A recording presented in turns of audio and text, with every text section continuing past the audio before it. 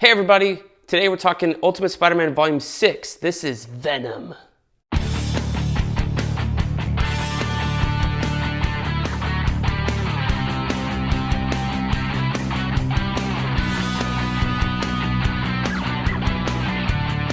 Hey everybody, welcome back to BK's Bullets. As always, I'm your host, Brent, and today we're back on our Ultimate Spider-Man kick. In fact, all week we'll be doing this because I read a whole bunch and we're going to review it while I'm on vacation. So this is Volume 6 of Ultimate Spider-Man. There are 22 of this run and then 5 other ones, and then you get into the Miles Morales stuff, so we're slowly chipping away at it. But these are fairly quick reads. I think they're, there's a lot of action, there's a lot of art.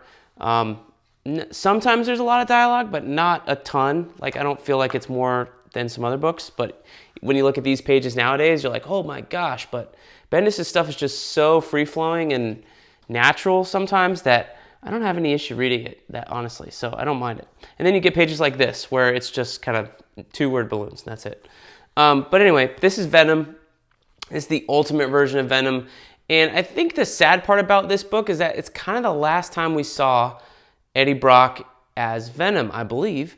I know Venom, the character, the ultimate version, made an appearance in, Miles Morales' book, and, with his mom, that kind of thing, before he moved over to the 616 universe.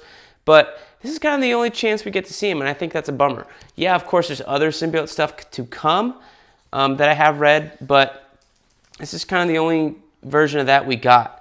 And there's a big difference here in Eddie Brock. He is jealous of Peter, but he's not jealous of Peter because of anything in particular. It's not the movie Spider-Man 3 version of Eddie Brock. It's not the comic books.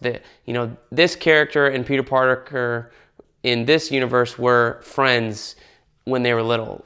They turned Venom from an alien symbiote to some sort of constructed, manufactured goo, where if you touch it, that's how it becomes alive. And Peter's dad and Eddie's dad were partners back in the day, and I believe both of them died in the same plane crash, something like that. Anyway, they were working on a cure for cancer. This thing is a byproduct of that, and that's what basically the symbiote is. So how it affects Peter is totally different. Not totally, but a little bit different. It's not as explored much. Like, it's a lot fast-forwarded. There's no build-up to Venom. He appears in almost the next issue after Peter's like, get it off me. He only wears it for one issue. So it's a very, very condensed version of what the Venom saga is in the regular Marvel Universe, but I do appreciate it. I think the biggest difference here that I enjoyed this book, but thinking about what Venom is in the 616 now versus what he was here in the Ultimate Universe is kind of a downer, honestly. And it feels like a waste. Even though this is a very well-constructed story, like, you're going to have fun reading this book, it feels like a waste after all said and done, knowing that, like, hey, this is probably the last time you see this character.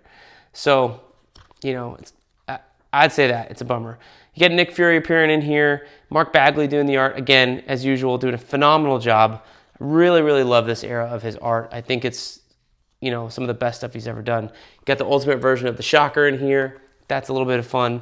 And, Peter's a little bit, when he's got the black suit on, or purple suit, he's a little bit more menacing, but not a ton.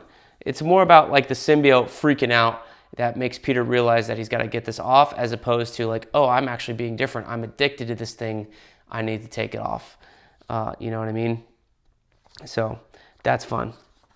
And then you have Eddie Brock, he's kind of a dirtbag, he hits on Gwen and wants her to do things with him in his dorm room. He's a little bit older than Peter. He's in college.